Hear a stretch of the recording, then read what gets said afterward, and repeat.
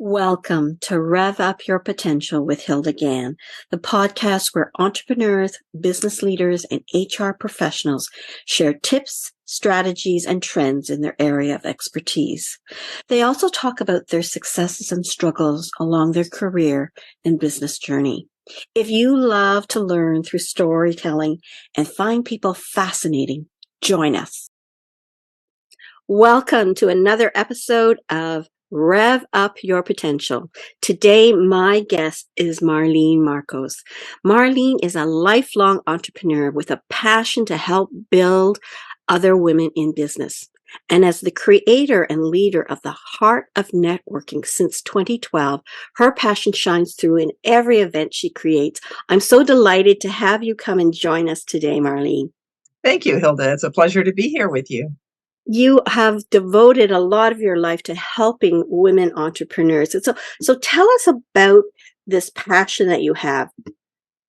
You know, it developed a little bit accidentally, but I quickly learned that was truly my calling, was to help other women to reach their version of success.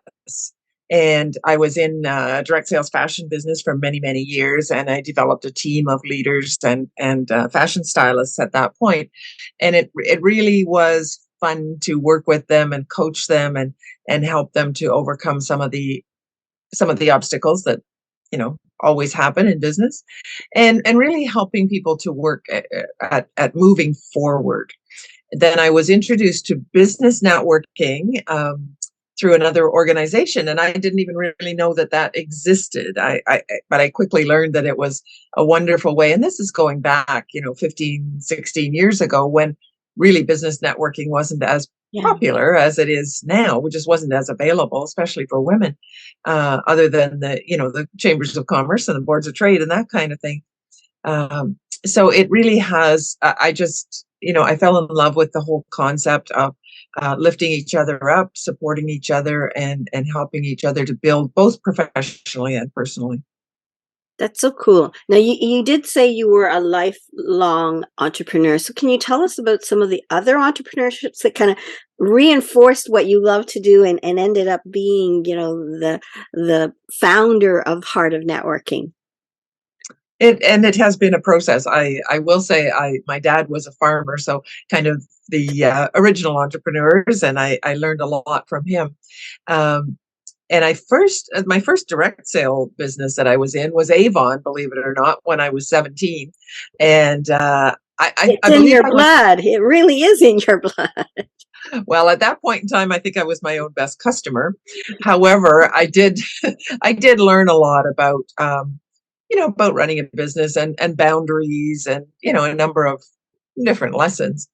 And then I love the whole concept of the direct sales model. And I was in another beauty business, and then I went into fashion, and I was in fashion for many, many years, with 3 different design companies. And I just loved helping women to put together a great outfit, and you could see them walking a little taller and standing a little straighter, and I realized that although sometimes fashion is seen as sort of a fluffy business, it was all about the confidence and the self-esteem that went along with it, and really there was a lot of psychology that goes along with fashion as well. So each one of those businesses taught me different skills, and those skills are always transferable to other businesses. And I did a bit of network marketing. I wasn't as successful with that. I did okay, but it just wasn't my thing necessarily. And then I ran a fashion business alongside of my networking business for the first for 10 years, I guess. And then it wasn't until last summer that I closed my fashion business and am solely focused on building Heart of Networking, building the membership and the options and the benefits for the members to be able to really help women as much as I possibly can. And we grow and evolve as we build and grow too. like many people, I certainly made a lot of changes in 2020 when we had no choice. Yeah. But it was a blessing for us, because we learned new things that we could do, new ways Was of it live? It connecting. was live before then, like it was in-person It networking was, then. Okay. yeah, yeah. And that's the only thing we knew, right? I mean, it Yeah. was Yeah. a room full of, 100 or so women, a beautiful lunch, exhibitor tables, lots of networking, and that worked really, really well. But the drawback there was you had to be within driving distance to be involved. Yeah. Yeah. Yeah. Not so anymore. And so for those who are listening, where is the location when you do live events? And then obviously you're doing virtual events now too. Yeah, primarily our business, our events are virtual. So we do one networking event and one training workshop each month online. And then quarterly we have in-person events, and they are held. I'm in the Durham region, so that's where we started.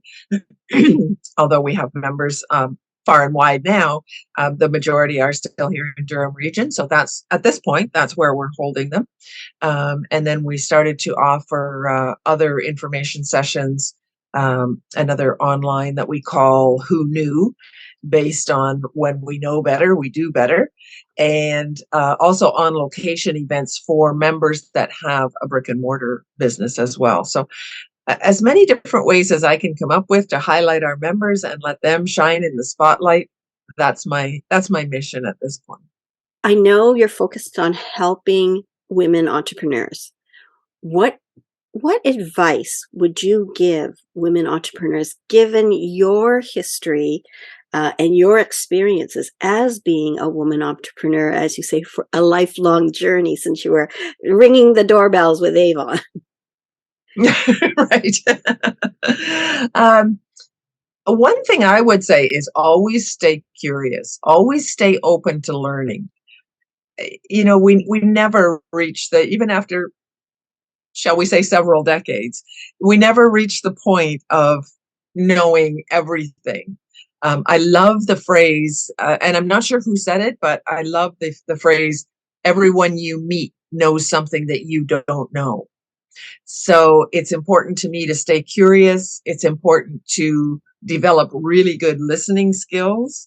Um, you know, Not just spewing what we do, and sometimes that's difficult because we're very, as entrepreneurs, we're very passionate about what we do, and what we the things that we want to share with people, but really taking a step back and listening to understand what other people's passion is, not only what they do but why do they do it, and what gets them up in the morning. So really staying curious about that piece of it, um, and just understanding other people, giving them the spotlight.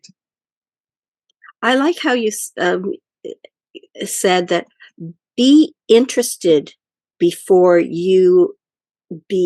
before you are interesting. And I thought, Yes. wow, that's so powerful. That's so Well, that powerful. again, that's not an original statement, but it's true. When you walk away from a conversation with another person, if they've done all the talking, you might walk away thinking, "Oh, well, what about me?" But if you've been given a chance to voice what your message is, and that's another piece of it, is developing a clear, concise message. But if you've been given that chance to share your message, you will walk away from that conversation thinking, "Oh my, what a wonderful woman she is." Yeah, It's just the way that we feel. Everybody wants to be heard. Everybody wants to feel important. right. There's nobody that doesn't fall in there. So yes, be interested in what other people are doing and why they're doing it, and how, and then share what you're doing. It's sort of the cardinal sin of networking to share unsolicited advice, right? Um, Yes, yes. And I think so it's people, important to understand that there is a need. and you can tell when people are very new at it and they're nervous, and they're so nervous that they have to get their message across before they want you to be interested in them, right? And it's Yeah. kind of scary when you think about it because it's a turn off. They turn you off. I remember being in a open networking event, and this one person was talking about his real estate business, selling homes, and he was going on and on. He never stopped to breathe. And I was listening to this group, and I think, I stop to think that these two women here may not be interested in buying a home right now. So spending more than 30 seconds or a minute and a half is not well spent. And they were too polite to change the subject. And I finally said, I'm sorry, I need to go and catch up with somebody. And I left that forum because he just didn't get the fact that you need to connect with people, but that's not you sharing your message to an audience who's not even um, connected to your interest area. He didn't even engage that, right?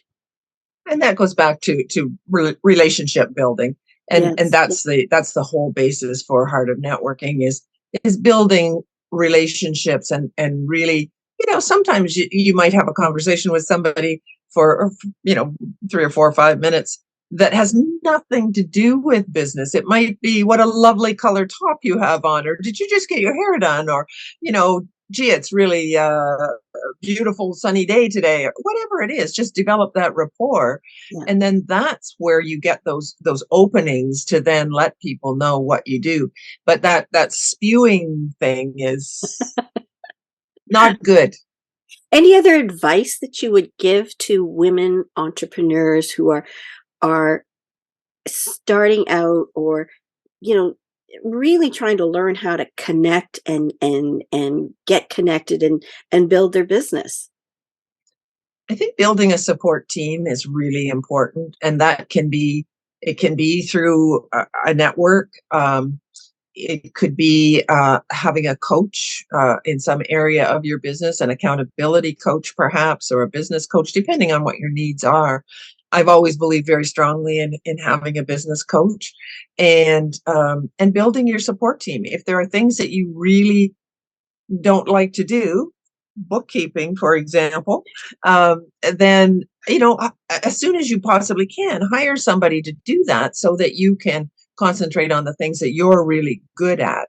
But really developing that support team, just even, through the network, so that you understand that other people are going through similar challenges, perhaps, to what you are, that you're not alone, that there are answers out there, that you can reach out to people for help, and really get that encouragement and that inspiration to move on. There's being self-motivated is one thing, but there's ups and downs, right? There's highs and lows. And so if you have somewhere where you can go, whether it's once a month or once every couple of weeks or whatever, to get your batteries charged and get inspired, then you're well on your way. How did COVID change the business for you? It opened it up significantly. Now we have members in the U.S., across Canada. We get some European members pop in every once in a while as well. But and it's not so much about where they live, but it's different perspectives coming in for us, because we just it broadens our horizons so widely, and so many businesses are online. Mhm. It really, whether their product or a lot of, most coaching services, all that type of um, uh, support is all done online. I mean, I don't see my bookkeeper anymore. That's all, it's all handled electronically. So, and by the way, I did meet her through networking 10 years ago. And most of the people that I use, my osteopath, my hairdresser, my bookkeeper, my cleaning lady, they all came to me through networking, and it was because I developed a relationship with them.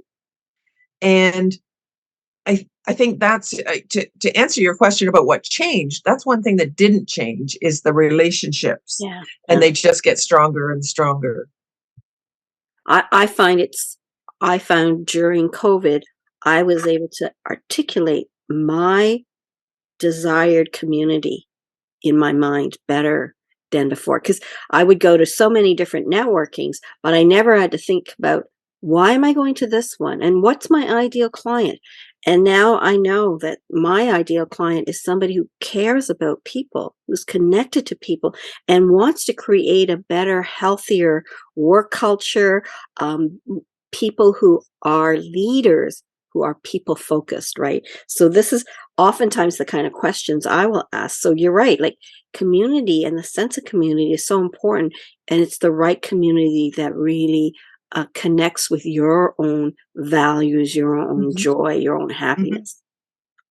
Yep. And I think we're more focused too when we're online. Hmm. Hmm.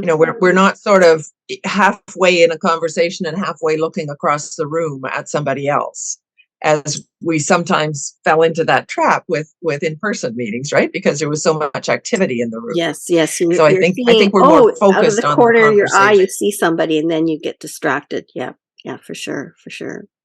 Um, so what was a defining moment that really shaped this direction, your career that you're in? Wow, a defining moment. I don't know if it was any one moment. I think that it was a process. Um, and I think that's important with sometimes for business people to remember is sometimes it's baby steps that add up.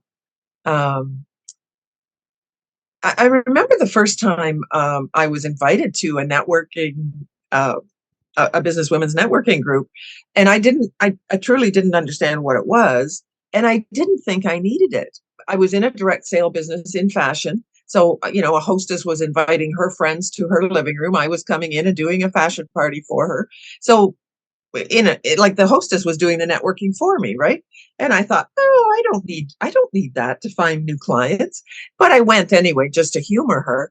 And I learned that there was so much more to it. So I guess that would be one defining moment is when I realized the bigger picture of networking, Yeah, and how important it is to be a part of the business community, whether it's local or international, it doesn't matter, but a part of something bigger than yourself that really extends into so many areas of help for your business. yeah. And I think that's where I really thought, okay, there's something to this networking thing.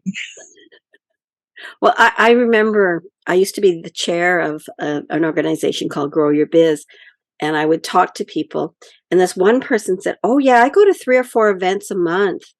And then I would say, "So what does that look like to you?" And so she would tell me she went to these events and then she'd give out her business cards. And I said, "And then?" And then she said, "Then what?" I said, "Well, then what did you do?" "Oh, was I supposed to do anything?" "Well, you should probably get to know them, have a conversation." She said, "Oh, like, so just showing up, like, the light bulb moment came to her, just showing up isn't enough?" And I'm thinking, "No." And I mean, these are the early days of networking when we were all trying to figure out what Yeah, networking was about, right? So it was yeah. kinda And interesting. I think in the early days there was a lot of, handing out business cards and expecting something to happen. I think that, it wasn't the relationship part of it wasn't understood so much. And I'm very active in our local board of trade here, and I've seen that progression even in the board of trade where there's less of the here's my card and more of the gee, how are things with you, and how's it going, and relating. It's all about that connection and know, like, and trust. Like, I was even on a conversation this morning and I said, "Have you heard about this networking group? This is really close to where you live. I'd be happy to make an introduction for you." So it is about really not just looking out for yourself and what you can get. It's really connecting with people and helping them in terms of doing kinds of things. Now, you mentioned the board of trade and you're involved in your local board of trade. Do you recommend that people find various kinds of networks? And if so, what kinds might you suggest? I do. I believe that people should be a part of, two or three. I don't recommend 10. Um, we could network 24/7 and never have time to do the follow up or do our own business, right? Um, most organizations you can visit a time or two before you actually need to join them. And I always think that's the best thing to do, is to test it out for yourself, because everybody's different. Everybody has their own personality, their own way of relating to people. Um, and so really the best way to experience it is to attend and see if it feels like someplace you feel welcome. I am with the Board of Trade. I belong to another business women's group, and of course Heart of Networking. So it's each group has its own flavor, I say. Some are more about just making the connections. Some are more about education. Sometimes some events I go to simply because I want to hear what that speaker has to say. Yeah. So our three pillars are connection, education, and opportunity. And we try to balance that with every event that we put together. So connection, education, and opportunity. Mhm. Is that like, is that meant to be an acronym like CEO, or is that an accident? I'm just like thinking, oh, It well, I think I had them rearranged in the beginning, and then when I realized it was CEO, I put them in that order.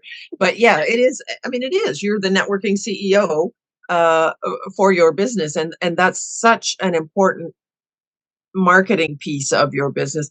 In my opinion, it is the business networking. Effective business networking is the best marketing strategy you can have for your business. And there's a return on that investment if you're really, if you're in the right place and you're doing the right things and you're doing the follow up, there you'll have a return on both your time and your money that you've invested. There's no question. yeah. I find like I've been in business now for over 6 years and a serial entrepreneur. In this fourth business, I've been in this one for 6 years, and I'm finding that I'm getting people calling me up, 5 years ago when I did something for them because they remember, and now they Yeah. want something additional to that.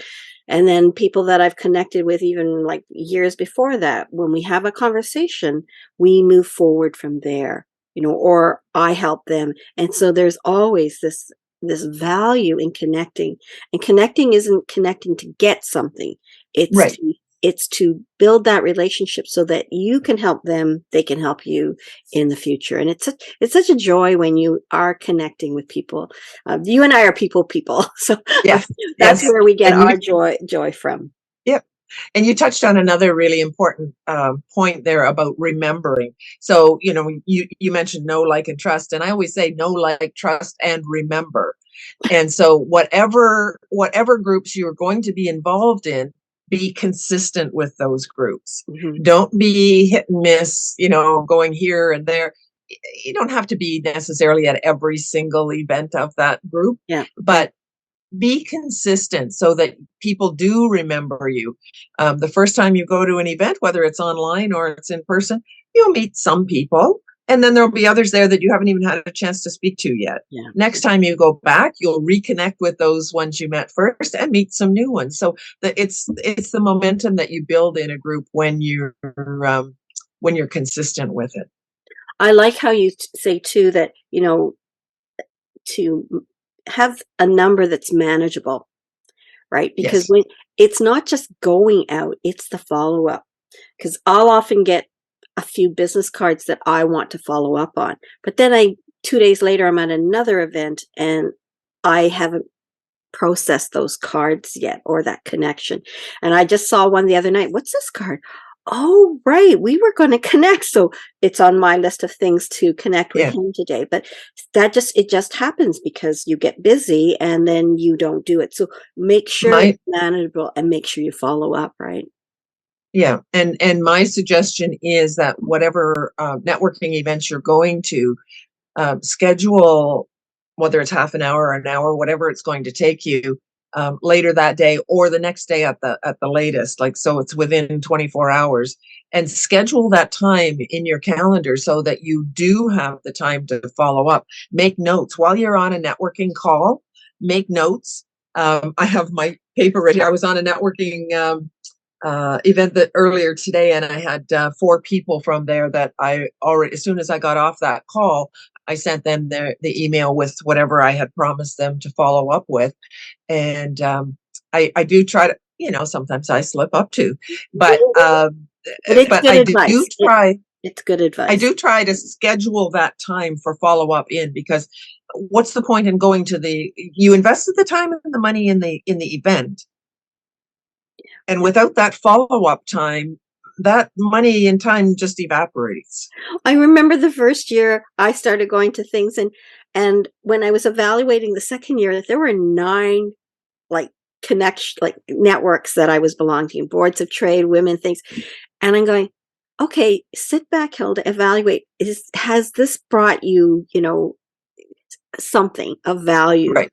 as a return on investment? And I pared it down to 4 because it's that, okay, no, this one, no, this one. But I know during COVID, I was a part of 3 masterminds, and each one was meeting every 2 to 3 weeks. And in some ways, I see that as a blessing because it was that community. We were all Yes. going through things. We were being educated on what we need to do, and we were all trying to respond. And I think that if I didn't have any networking, how isolated I would have felt, and how kind of scared I would, not knowing what I need to do, or figuring out what I needed to do, but not having any conversation with others to know that this might be a good thing or not a good thing. So I really count my blessings that I was part of these 3 mastermind groups during those early Hmm. days of COVID, for sure. And just a word for anybody that isn't used to online networking and maybe is a little intimidated by it. I have to say, in the beginning, I didn't feel 100% connected. It took me a little while, so don't give up on that. Like, get get comfortable with it. Now I feel like I could be sitting across the table from you having a cup of tea. Yeah, I don't feel yeah. any different, but that took some time. So if you don't feel um, totally connected in the beginning, don't give up on it. Just persist, and the feeling will come to you. You get to know people just as well online. That's great advice. And what I'm finding now is when I've been online with these people for ages and we have this live event, oh my God, it just feels like a homecoming because you've seen them in a 2D mode for a while, and now you're in 3D mode, and you can actually, you know, give a hug or an elbow Yeah, pump or whatever to connect. But that connection when you first see a person live after all this time is like it's special. It really is it special. is. And you forget that you didn't know them live because you know them so That's well true. virtually, right? The other day I was at an event and I was thinking, wait a minute, that's the first time I've seen this person live. I just feel as if I'd known them for ages. Yes. Yeah. You know that I've created like the Rev Up concept, hence the name of the company. And Rev Up stands for the 5 words: respect, equality, valued, uniqueness, and potential. Which of those values resonates with you? Well, I think they all do to a great degree, but I'm going to pick out respect for the sort of the highest priority. Um, I think sometimes you meet somebody and you think, oh, what a funny business, or how are they ever going to make a business out of that concept? And that's not for you to decide or judge. Mhm. Um, it's to learn about their passion and have respect for their passion. Whether they succeed or not is nothing to do with you, but the respect for them starting their business, running their business, growing their business, whatever stage they're at.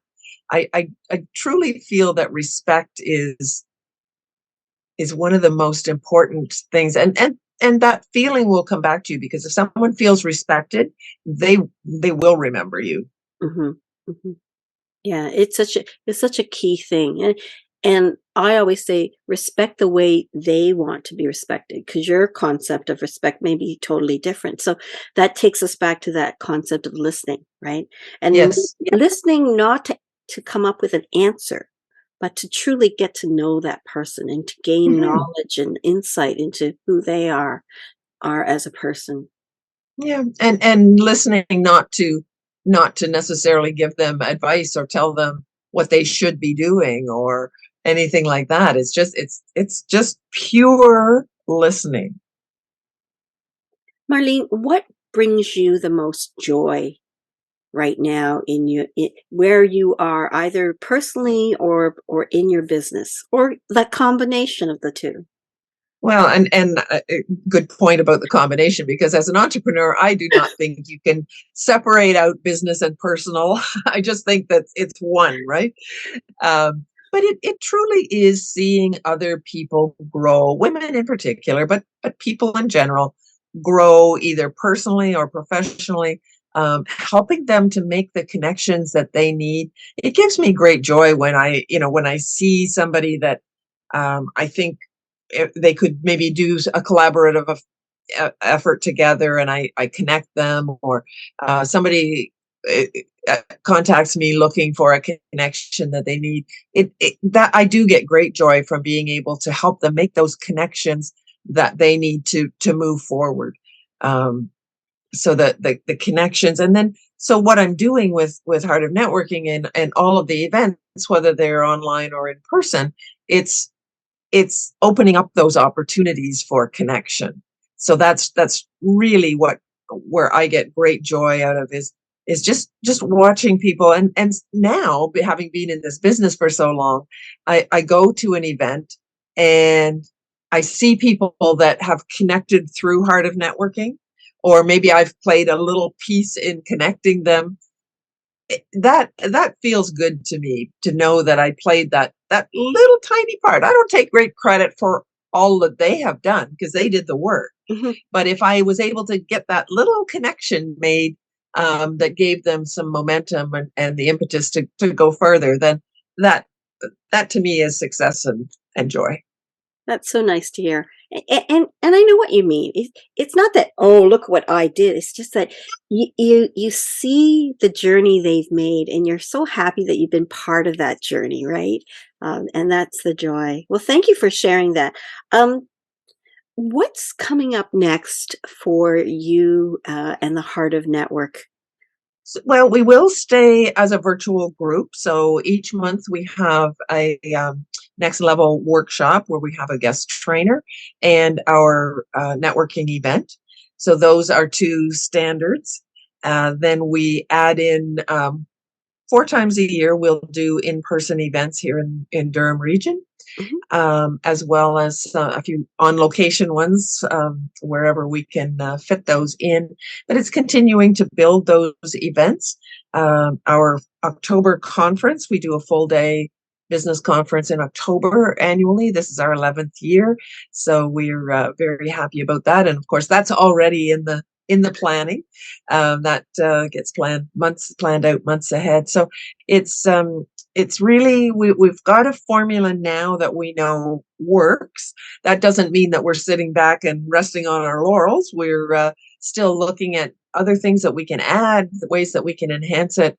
Um, but it's based on the events and how we can spotlight our VIP members and really have them shine. They're the ones. I said from the beginning when I formed Heart of Networking that I wanted it to be our organization, not my organization, and I still feel that way. I feel like it's for all of us to grow and build together.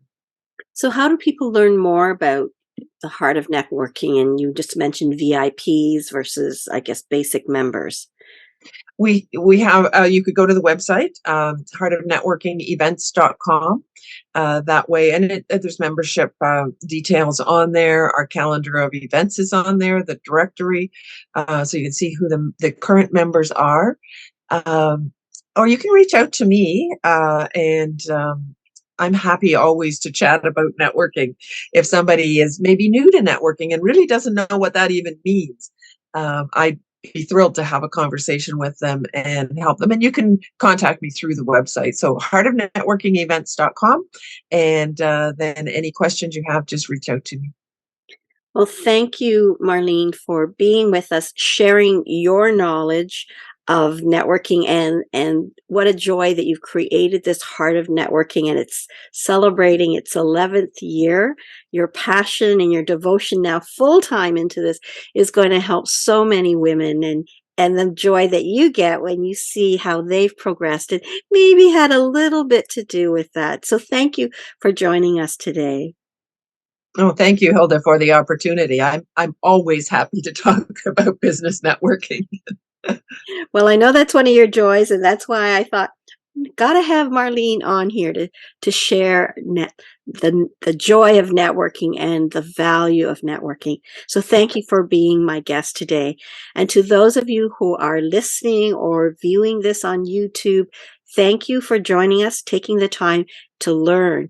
If you like it, put a big, check mark, thumbs up on this, comment in the box, and subscribe, because if you like this and other people who have such interesting lives and aspects of their business that can help you in your career or your business, then join and subscribe. Thank you very much for joining us today.